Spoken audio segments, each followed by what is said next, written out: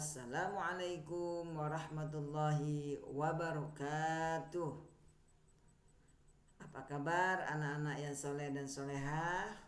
Mudah-mudahan selalu dalam keadaan sehat dan tetap semangat. Dan jangan lupa untuk selalu bahagia setiap hari ya. Karena dengan bahagia itu akan memberikan kekuatan kita untuk selalu bersemangat dalam melakukan aktivitas.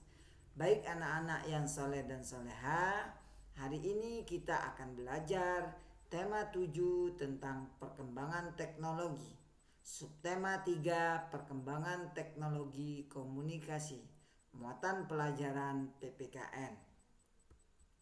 Nah, sekarang kita melihat Udin membaca buku tentang komunikasi.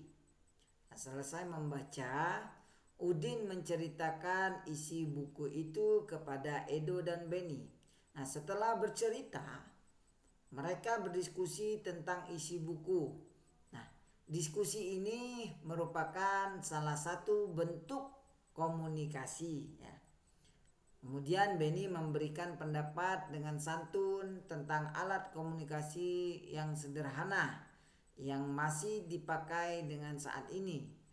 Kemudian Edo pun menanggapi dengan penuh semangat. Udin menjadi pendengar yang baik sambil sesekali memberikan tanggapan. Gaya Udin, Benny dan Edo saat melakukan diskusi berbeda-beda. Namun mereka tetap dapat berdiskusi dengan baik. Hal tersebut terjadi karena sifat setiap orang pasti berbeda. Nah, baik anak-anak yang soleh dan soleha, Bapak yakin dan percaya kalian pun sering berdiskusi. Berdiskusi dengan keluarga, dengan ayah bunda ya. Nah, ketika kita berdiskusi ya, salah satunya kita harus menjadi pendengar yang baik ya, yang dikasihkan contoh oleh Edo, Benny dan Udin ya. Nah, kita mendengar apa yang diceritakan oleh orang tua kita begitu. Nah, tentunya di dalam sifatnya berbeda-beda ya. Artinya setiap diskusi itu ya kita mendengarkan itu berbeda-beda antara sifat yang dicontohkan oleh Edo, Benny dan Udin. Nah, tentunya di dalam perbedaan ini ada yang kita melihat di dalam melakukan diskusi itu ada yang menjadi pendiam, kemudian ada pemalu, ada juga yang memiliki sifat ramah dan mudah bergaul. Nah, sifat tersebut termasuk salah satu bentuk keberagaman. Artinya sifat yang ada dalam diri kita di saat kita berdiskusi atau di saat dalam bercerita ya. Nah, itu sifat teman-teman kita itu berbeda-beda ya. Ada yang pemalu, pendiam, kemudian ada yang ramah, kemudian ada yang sopan ya. Kemudian ada yang mudah bergaul, friendly ya. Nah, semuanya itu adalah bentuk keberagaman. Nah, berikut kita akan melihat contoh sifat beserta ciri-cirinya. Misalnya kita lihat ada sifat sopan. Jadi sopan ini ciri-cirinya menghormati setiap orang. Nah, ketika mungkin ada orang lain yang berbicara, mereka mendengar. Nah, itu salah satu sifat yang sopan ya. Kemudian jenis sifat ada yang sombong. Nah, misalnya selalu merasa lebih baik dari yang lain. Ada juga sifat yang keras kepala. Sifat keras kepala dalam berdiskusi ini ciri-cirinya tidak mau mendengarkan pendapat orang lain.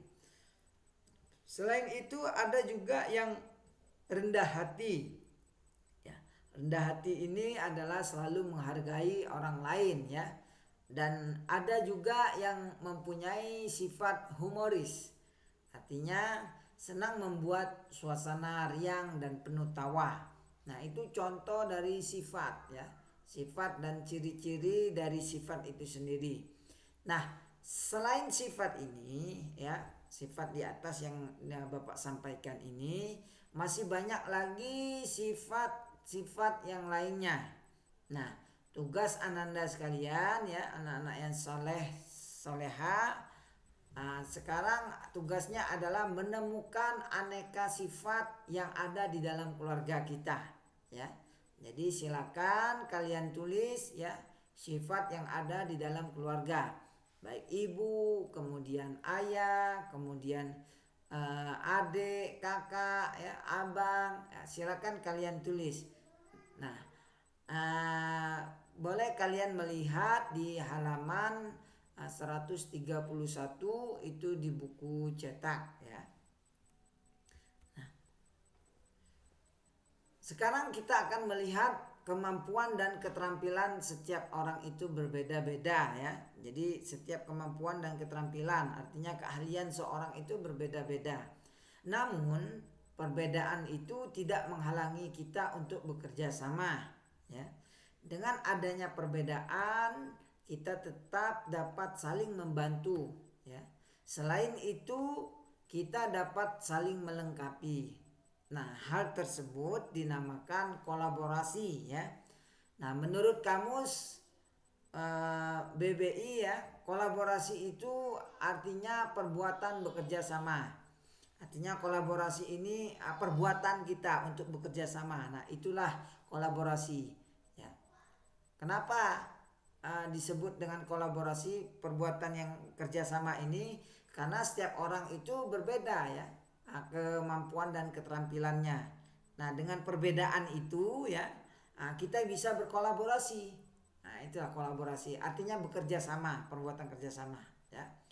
Nah, kerjasama ini merupakan pengamalan sila keempat Pancasila yang berbunyi kerakyatan yang dipimpin oleh hikmat kebijaksanaan dalam permusyawaratan perwakilan ya. Nah, sekarang kita akan melihat contoh ragam budaya yang ada di Indonesia. Mungkin kalian bisa melihat ya, artinya dari pakaian adat itu berbeda-beda. Ada kurang lebih 30 lebih ya provinsi yang ada di Indonesia ini ya. Kita lihat kebiasaan berbeda, adat istiadatnya berbeda ya. Sehingga menimbulkan keberagaman. Dari pakaian kita bisa lihat ya banyak sekali perbedaannya. Jangankan dari pakaian ya, dari sifat kita itu juga berbeda. Nah, Indonesia ini adalah negara yang kaya ya. Indonesia memiliki sekitar kurang lebih 17.000 pulau. Banyak sekali pulau yang ada di negara kita ya.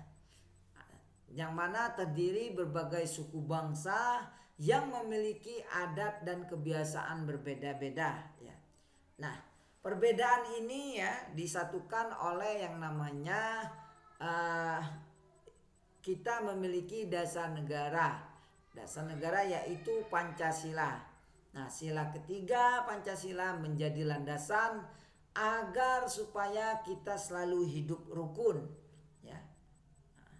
Nah, kenapa? Karena kita melihat begitu besarnya suku bangsa ya, kemudian adat yang berbeda, kebiasaan yang berbeda, sehingga kita harus memiliki dasar negara yaitu kita kenal dengan Pancasila, dan yang menjadi landasannya adalah Pancasila sila ketiga yaitu Persatuan Indonesia ya, untuk mengatur hidup kita agar selalu hidup rukun. Nah, tentunya semboyan bangsa kita ya, bangsa Indonesia adalah Bhinneka Tunggal Ika, yang artinya walaupun berbeda-beda namun tetap satu jua ya. Artinya tetap satu. Walaupun kita berbeda kebiasaan kita, kemudian suku, bahasa, ya adat istiadat, tetapi kita mempunyai semboyan Bhinneka Tunggal Ika.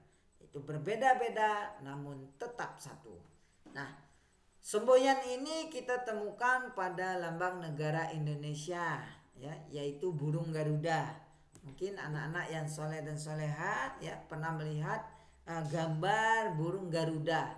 Nah, di dalam burung Garuda itu kita lihat ada ditulis paling bawah ya, di situ ada ditulis Bhinneka Tunggal Ika ya.